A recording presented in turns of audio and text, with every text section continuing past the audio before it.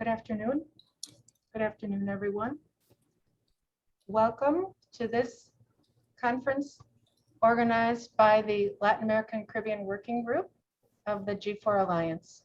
We are very happy and proud to listen today to Puente de Solidaridad Foundation in Bolivia. It is the sister organization of Solidarity Bridge. My name is Maria Eugenia Brockman. I'm the Senior Director of Medical Programs for Solidarity Bridge. For me, it's a special honor.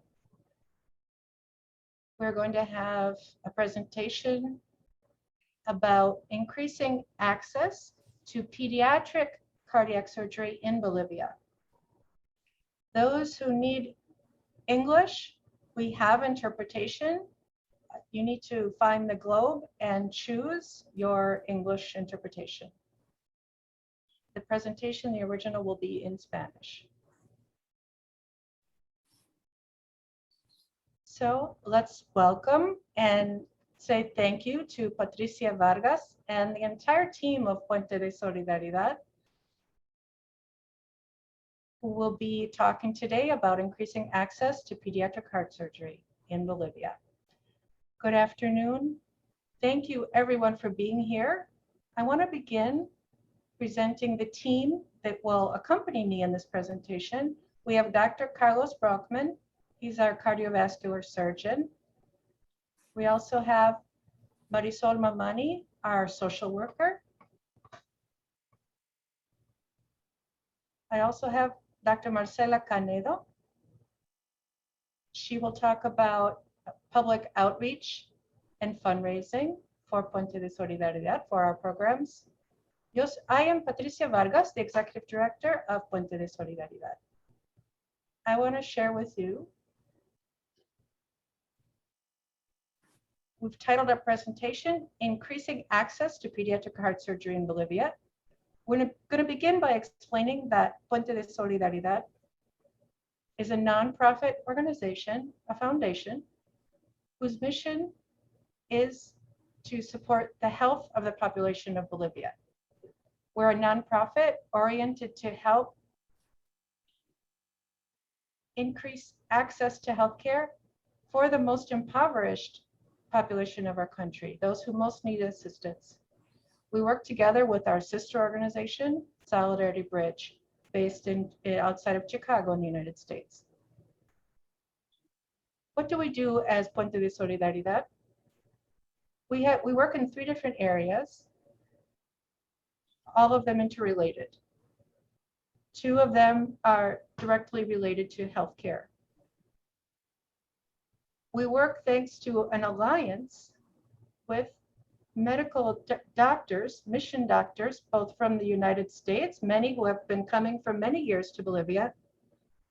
And based on those experiences, we've developed connections with Bolivian doctors and surgeons. And we now have several programs that operate 100% on Bolivian professionals. And this allows us to work in all of these different programs. Pacemaker program, heart surgery program, neurosurgery, general surgery, gynecology, material support, and our extraordinary financial support program.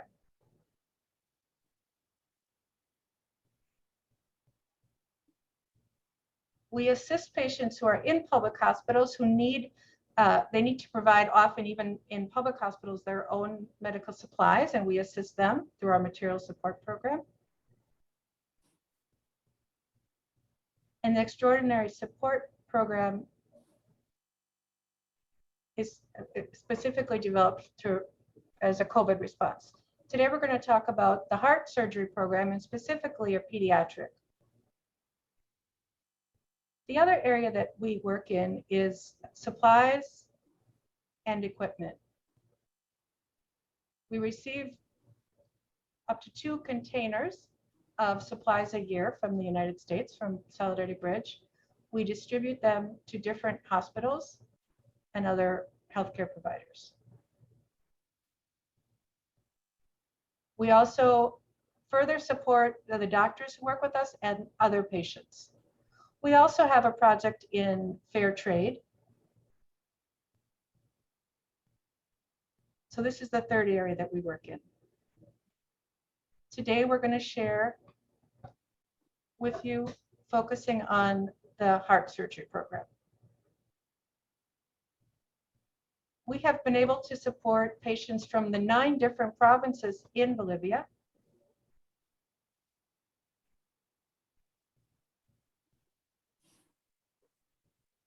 Dr. Brockman is going to, in a few moments, describe the background of the need for pediatric heart surgery in Bolivia.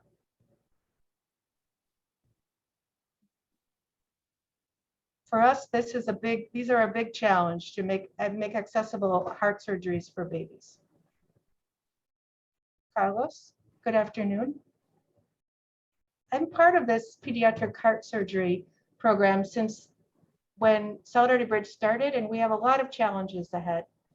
We've been working as Puente de Solidaridad. We've existed more than 16 years. And we're barely starting what we need to do.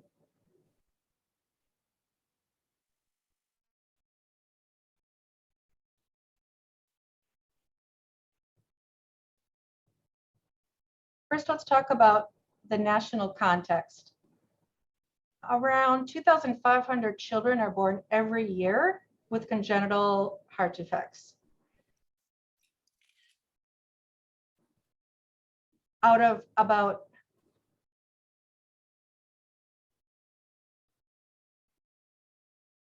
and compared to other countries,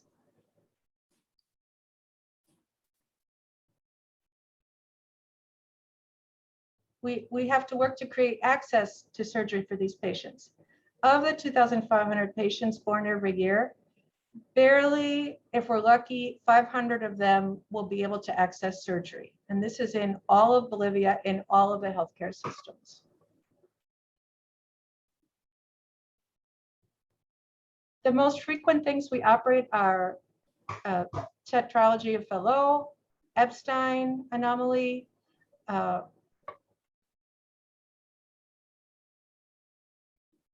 or the shunts between the cardiac walls.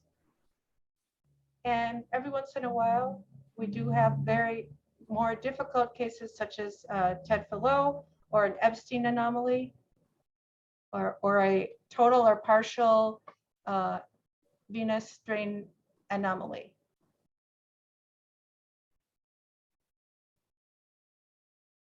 These are patients who, in general, can often are able to wait for their surgery. Here you have a baby with Down syndrome. This is his first day post-op. He was very, very hungry, as you can see. Next slide.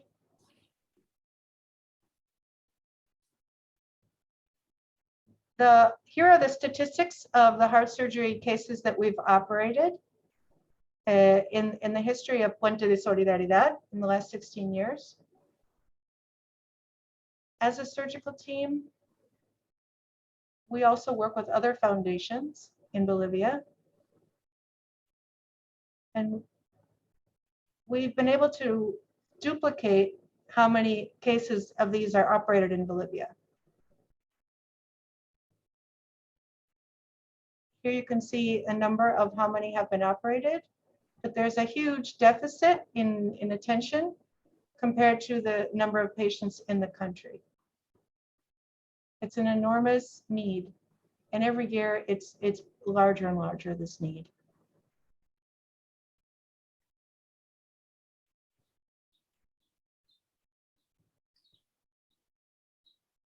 So what's happening now?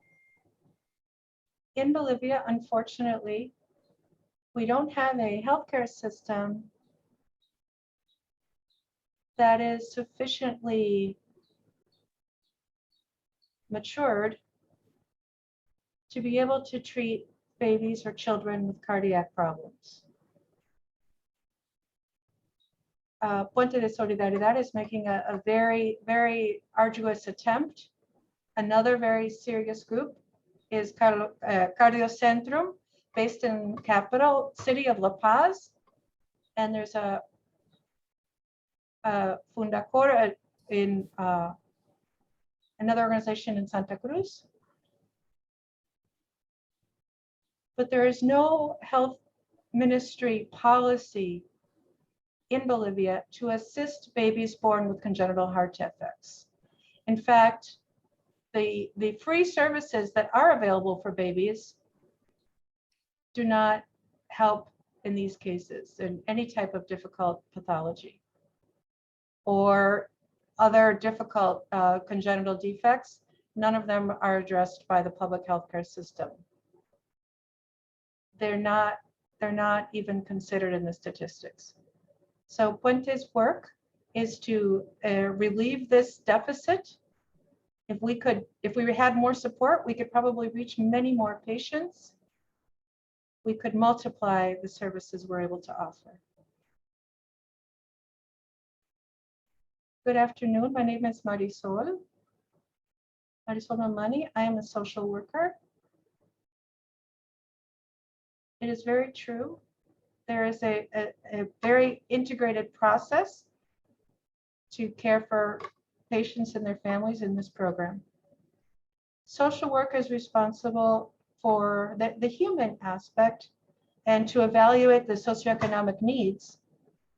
We begin, first of all, getting into contact with the family. Sometimes they are patients who are almost adults by the time they reach us. When we are getting to know the families, we introduce them to what we do. They may have been referred by a doctor, or they may have heard about us through social media or by word of mouth, or someone else, another patient who received a surgery through us. When the family comes to us and say that they need assistance, then it's our turn as social work. Sometimes they need not just financial and medical help, but emotional help. They have many needs. We then implement protocols to make sure that they're eligible for support. Our first contact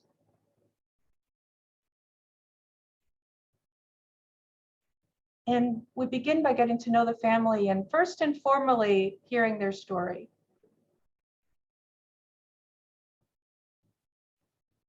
Sometimes we have to go, we like to go and visit them and their families, but sometimes they are in the hospitals and we have to visit them there. The public healthcare systems don't cover these medical needs, surgical needs. So we have agreements, we sign agreements with the families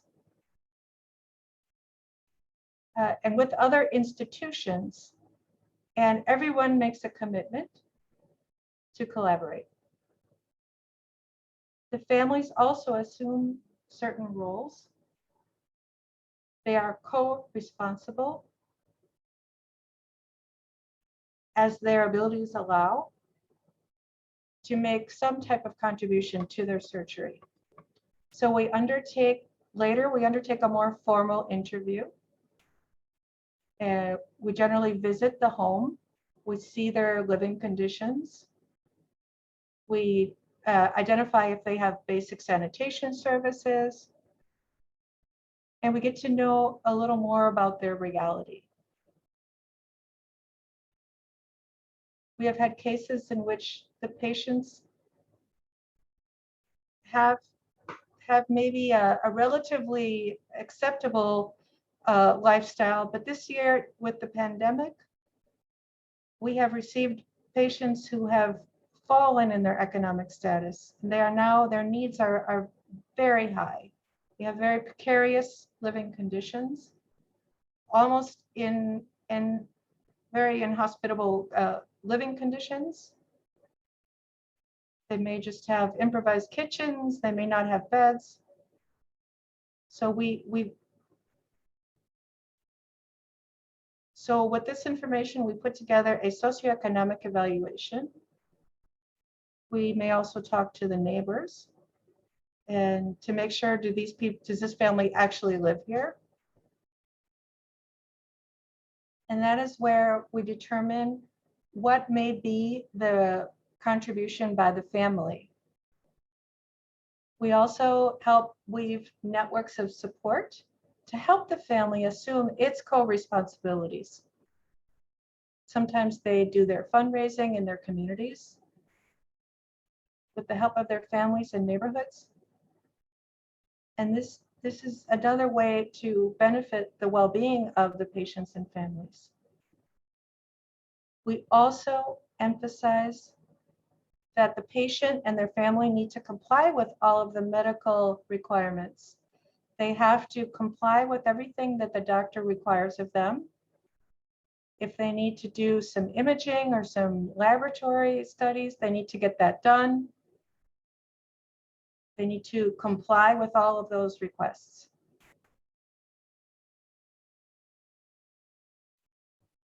Sometimes they are just so anxious about their health problems that they forget to do imaging or they forget to do labs.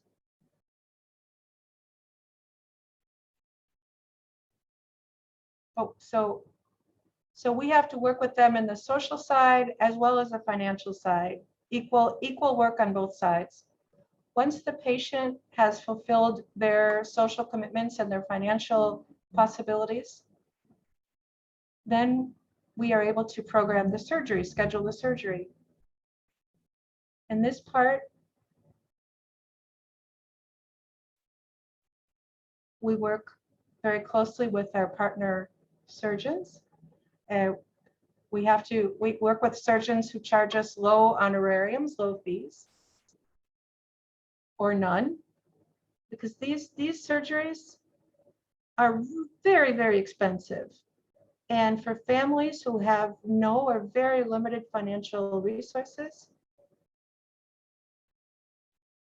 when the patients find out what the cost of these surgeries are, it seems impossible. So we also lower their price by facilitating surgical supplies that are going to be needed in the surgery. That helps lower the cost. Right now, we're also providing funds to reduce some of their laboratory costs. We help them cover the cost of a COVID test, for example, now. And something that characterizes our organization that really makes us special is that from the point of pre-surgery all through the post-surgery period, we are following the patient, accompanying the patient, not only until the surgery is done, but much after the surgery is done. A week away, a month away, a year away, we're still following up on our patients. With all of our patients who've been operated through this program, we follow them up long term. We've had some patients who were operated almost 20 years ago, and they still come and visit us. Our work doesn't end just with a successful surgery. Many times we've seen families who were so afflicted by their financial situation, and thanks to everything we're able to do,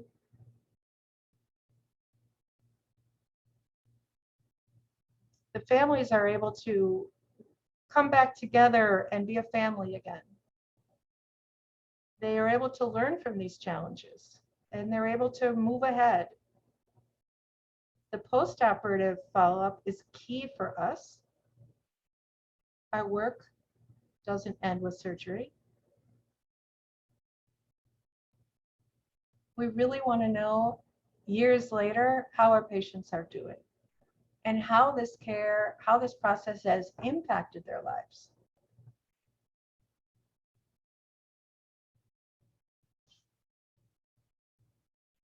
Also, the work of Solidarity, of Puente de Solidaridad also implies an accompaniment.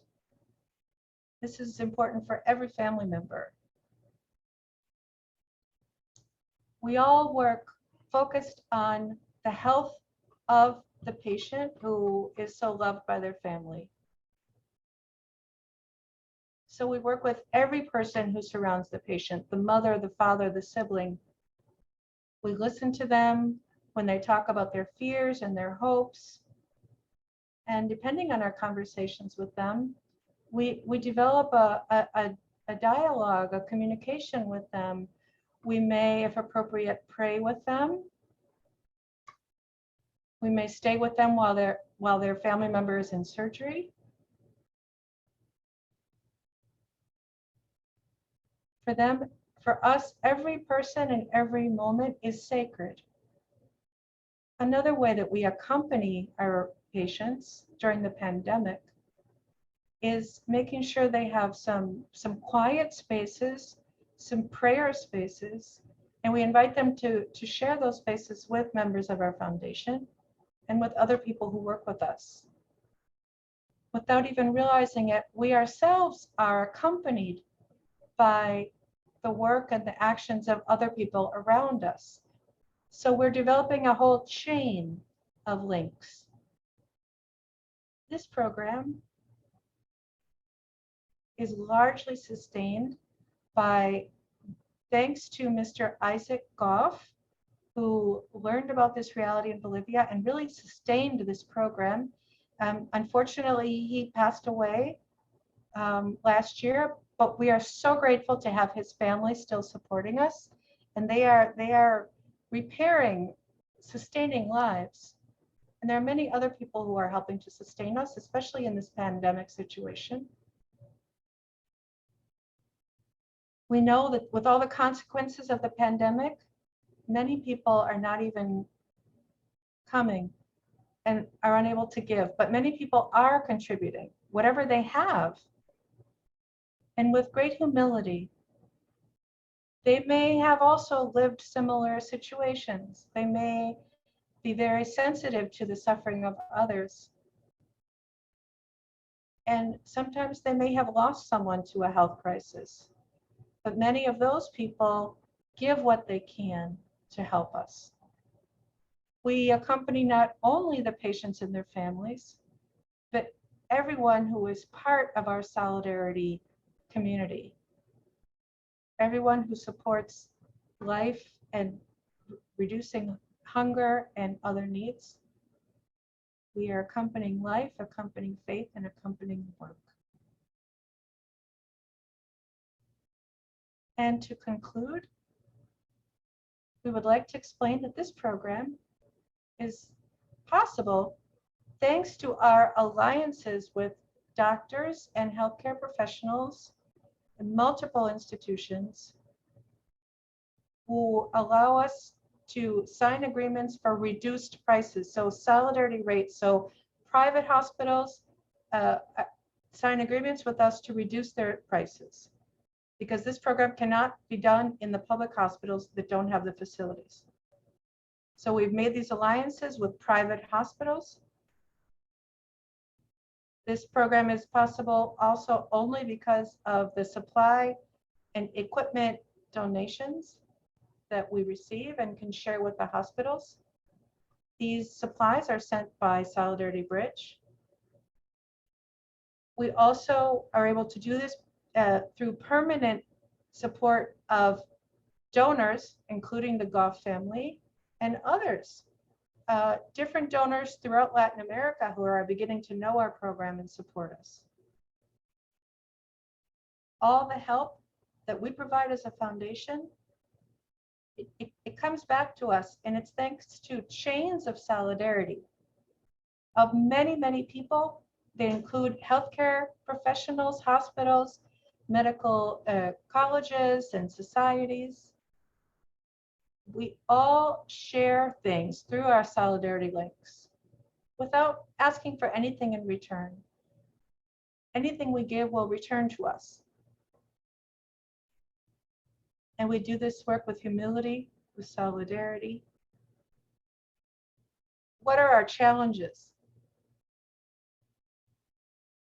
One of the biggest challenges is to convert this program is to do more social outreach so that this becomes a national scale program. It should be supported by government resources. For example, now in Bolivia, there's a program to support kidney disease patients. We need to have a program for pediatric congenital heart defect patients. This is something that we have been working towards as Puente de Solidaridad, and all of those who are support us. I would like to invite you to see 2 short videos to conclude. These are 2 testimonies of 2 patients who have supported us, who we have supported, and who in turn share with us their joy. So we're going to share with you in another moment 2 videos.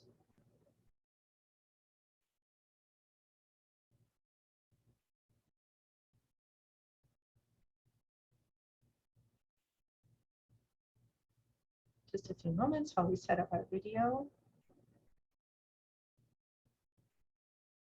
Internet connections have been very tricky in Bolivia today for our partners, so I'm going to take a few minutes.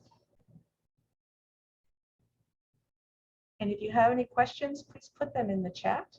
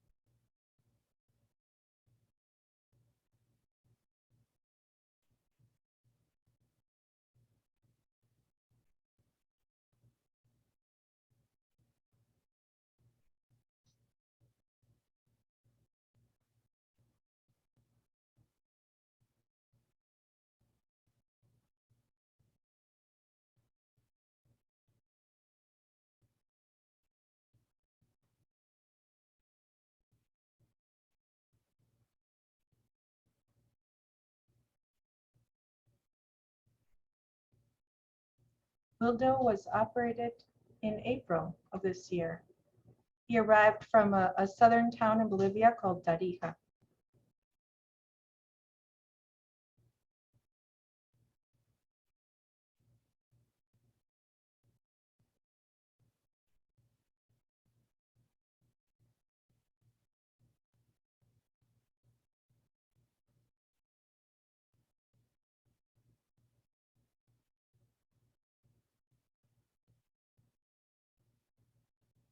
Una mejor calidad de vida. Pedirle que continúen con ese gran servicio de dando oportunidad de vida a muchas personas más. Que Dios los bendiga y que les retribuya el doble en salud y prosperidad por todo lo que hacen. Y que ese espíritu de solidaridad jamás se aparte de ustedes. Les estaré eternamente agradecida. Gracias.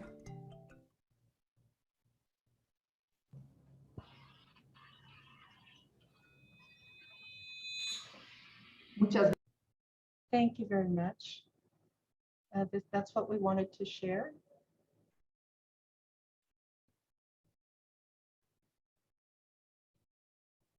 Our presentation is also filled with a lot, great hope and great confidence in what we do. So this is what Puente de Solidaridad does, thanks to the help of many people. Thank you so much. I'm not a partial observer. I'm a great admirer of this program and of what our sister organization, Puente de Solidaridad, does in Bolivia. We'd like to invite you, if you have any questions, you can put them in the chat, or you can simply ask your questions. Carlos would like Dr. Carlos to talk about the full surgical team. What are the pre-surgical and post-surgery requirements in terms of the surgical staff so that the surgery is successful? The most important pre-surgical care is to have all the team ready to help. That's a big requirement. Over time, I've been able to form a surgical team, a cardiological and surgical team. It's a very compact team. We all contribute our own time, sometimes out of our own pockets, so that these surgeries can happen and so that we can help more and more people. That's the first thing. The second thing is that this team not only wants to help, but they also have to have the professional preparation so that the success of the program is assured. When we help, we do it in every sense of the term to get the best results. Fortunately, we have not had big problems with the children that we've operated. But from the beginning, in general, these are the surgeries may be relatively simple, such as Willdose surgery, and they can have great results. What we want over time is to be able to help children who do not get diagnosed in time. Many children do not reach the hospital in time. They may be born in a public hospital that doesn't have the diagnostic ability. And our objective is to reach them quicker. Thank you. Are there any more questions from the public? More than a question. I am Cecilia Vaca from the Operation Sonrisa from Bolivia. I would like to congratulate you for the work you do. I understand perfectly well that we're all going through a very difficult moment. I'm going to get in touch with Patricia Vargas because there are so many patients who come to us who can't get surgery for other things because first they need a heart surgery. Today, I was invited to this presentation, and we're going to really take this into account. I'm going to be in touch with Puente de Solidaridad. We have so many patients, so many low-income patients who need our patients. We do cleft palate surgeries, but many of them can't get that surgery until their heart is healthy. Other patients may need help with gynecology. We need in our area to have campaigns for gynae surgeries.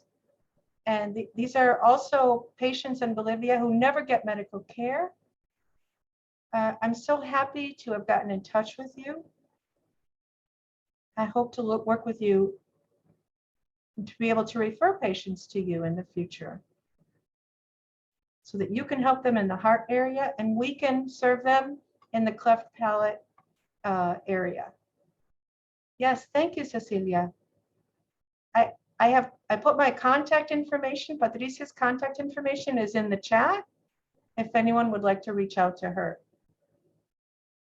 That is what we are wanting to do, is to be in alliance with other organizations like Operation Smile. Maybe, for example, we can do general surgery or gynecologic surgery campaigns in our other programs. And we'd also like to be able to do earlier interventions for children, to be able to help them on time, children who have cardiac malformations. Often people don't have the information, that they don't even know where they can seek help. So we are doing outreach with the pediatric societies, the heart surgery societies, so that they create alliances with us, and working together we can save lives. And yes, there are so many other surgeries. If the children have not resolved their heart problems, they can't get the other surgeries they need. The heart has to be first. It is so good to get to know you. There's also a request. Yes, Patricia's contact information is in chat. You can also reach out to Solidarity Bridge and we can put you in touch with Puente de Solidaridad. This gathering of G4 partners, that's what this is for us to get to connect with each other, to work together to improve the access to surgery, all kinds of surgery for our patients. Do we have more questions? So we're going to put all of our contact information in the chat. Ariel is responsible for our communications department. So there's the address. The headquarters are in Cochabamba, and there's also a Santa Cruz office. The presentation mentioned that at the government level, there are no public programs for pediatric heart patients. That's a really strong, the fact that there's no, you could say there's no heart, the government has no heart for these babies. What options, aside from accessing Puente de Solidaridad, how can people have an impact to lobby, to advocate that the government better support these needs? Cardiac surgery in the state hospitals, it's a little anecdotal, and it's really just beginning in the public hospitals. At the state level, there is only one hospital that is operating children, and that is the Children's Hospital. And it's not because of the hospital policy, not exactly the government policy, but it's because some of the professionals who, when they're making progress, it's because the professionals who work there, the doctors and nurses and others, have decided that they're going to advance and offer these surgeries. So it's not so much about the policies of the hospitals or the state, but we need the social security system in Bolivia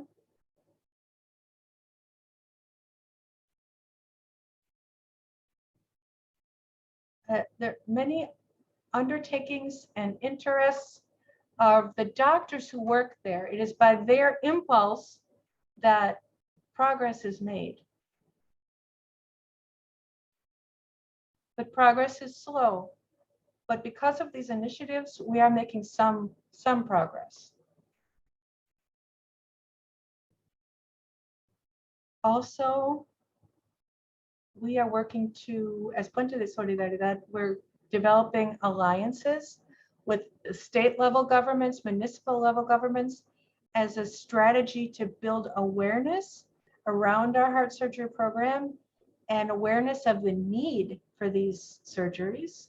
As Carlos mentioned, right now, these are efforts, especially that come out of foundations and individual doctors themselves,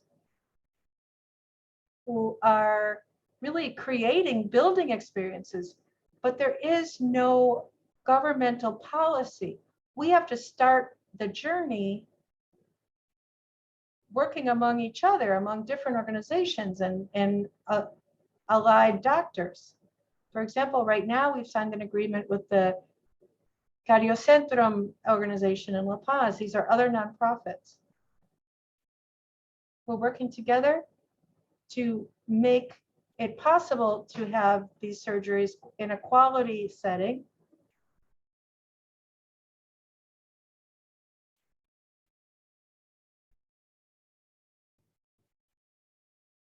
Are there any other questions? If you'd like to mute yourself, unmute, and or Maria Eugenia has one more question for Marisol, for our social worker.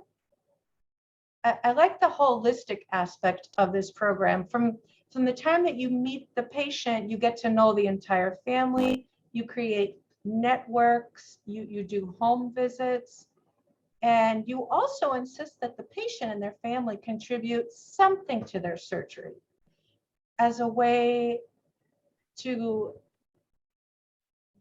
invoke their agency and also to get maybe their churches, maybe their communities, maybe their neighborhood involved. Tell me a little bit about the follow-up after surgery. After surgery is done, you said several times that your role isn't done after the surgery. What really is your role, and what is the role of Puente de Solidaridad after the surgery? One important aspect to guarantee the success of the surgery is to make sure that there's the post-op follow-up. Many patients don't even have living conditions that are safe for them to go home to recover. You know, the babies might have to sleep on the floor at home. There may not be adequate nutrition at home. So all of these things are the concern of the social worker. We may have to support them beyond the hospital care. And we have to follow up that a long term to make sure that they continue to be well. So it's very, social work is very important within our foundation to guarantee that the patient returns to the necessary living conditions. Sometimes we have to help build an environment, a setting for the baby to come home to. This is just a big concern of ours.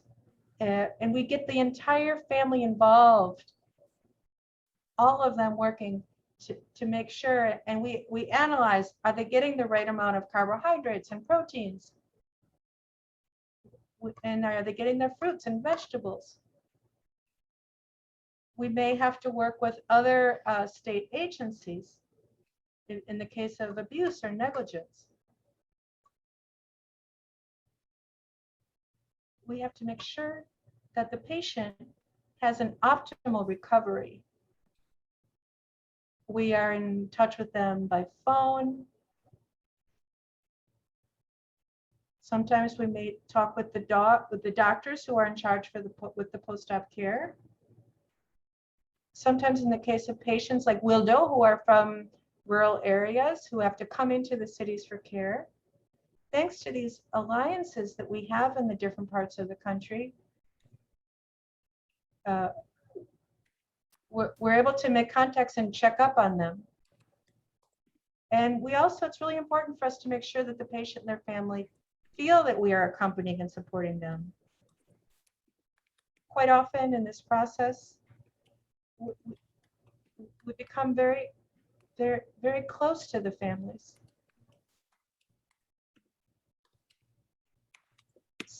Sometimes the parents may not realize that it's dangerous if they see that their child is turning blue or fainting. They don't realize what an urgency these things are. So we have to educate the families.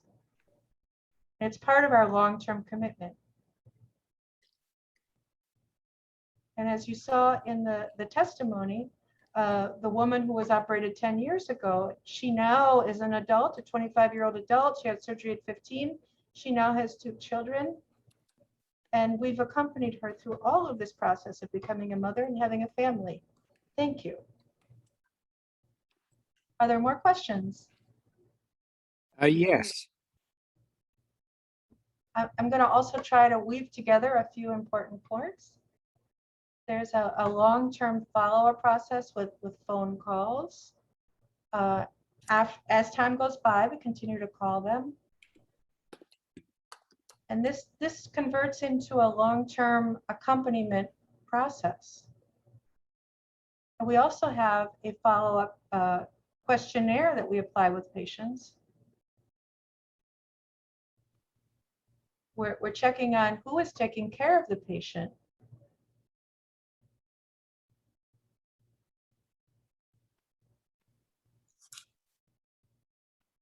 We always want to check, make sure our monitoring if a patient may have passed away or if they're doing well. So our accompaniment is to the surgical process, but to the entire family. We really build a personal connection, a human connection with the entire family. I think we have another question. Cynthia Judge says thank you for the presentation. Another question from Richard Moser. This was a wonderful presentation. This program has organically and sustainably grown. Do you think this program is unique in Bolivia? And is it unique to Bolivia and its conditions, or could this program be replicated elsewhere? We think that this program certainly could be replicated. It's a matter of working, developing a culture of solidarity. That is the axle of the program. We work to create these chains of solidarity with institutions, with the doctors, with all of those who can contribute, donate, provide supplies. I think that can be replicated in any country in which there is a challenging economic and healthcare situation.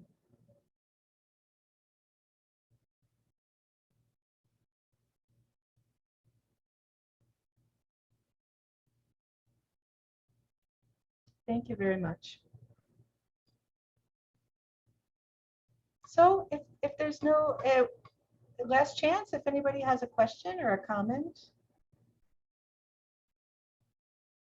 So we'd like to thank Puente de Solidaridad for a wonderful presentation and for their inspiring work. Really an example of solidarity for everyone. Thank you very much. Thank you to everyone who attended today. We invite you next month, where we will continue our monthly presentations. And contact us, connect us. You can contact Solidarity Bridge or Puente de Solidaridad. Also, if you're not familiar with the G4 Alliance, Google the G4 Alliance, learn more about us as well. Thank you, everyone. Thank you. Gracias. Thank you, everyone. Have a good evening.